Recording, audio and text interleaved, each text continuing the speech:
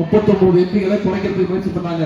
நமக்கு 59 வரணும், ஆனா முடியாது, 47 தான் வரும் அப்படின்னு ஒன்றிய பாஜக அரசு திட்டம் போட்டுச்சு. இந்தியாவிலே நம்முடைய தலைவர் தான் முதல்ல டீலிமிட்டேஷன் எதிர்த்த ஒரே தலைவர் நம்முடைய தலைவர் தான். இன்னைக்கு நம்ம தலைவரை இந்தியா முழுக்க கொண்டாடிட்டு இருக்கிறாங்க. அனைத்து முதலமைச்சரும் நம்முடைய முதலமைச்சரை பாராட்டுறாங்க. நாம இவ்வளவு குரல் கொடுக்குறோங்க, பிஜேபி எடுத்து குரல் கொடுக்குறாங்க. ஆனா எதிர்கட்சி தலைவர்கள் பண்றாரா? நீங்க முரட்டு பக்தர்கள் பார்த்திருப்பீங்க, முரட்டு தொண்டர்கள் பார்த்திருப்பீங்க, ஒரு முரட்டு அடிமையை பார்த்திருக்கீங்களா? மோடியுடைய நம்பர் 1 முரட்டு அடிமை யாரு? இதை கூட நான் சொல்றேன், நீங்க தான் சொல்றீங்க. சரியா? இதைத்தான் நான் சொன்னேன்.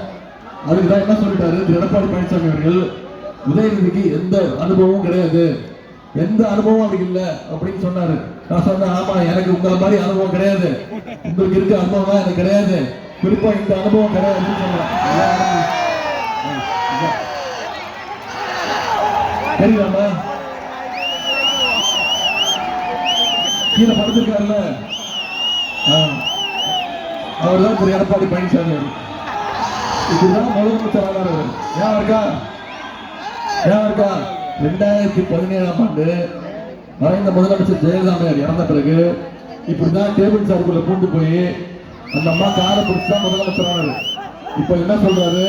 ஆமா, நான் காலை பிடிச்சேன், உண்மைதான், எனக்கு அந்த அம்மா பொறுப்பு கொடுத்தாங்க, பதவி கொடுத்தாங்க, போய் விழுந்தாரு.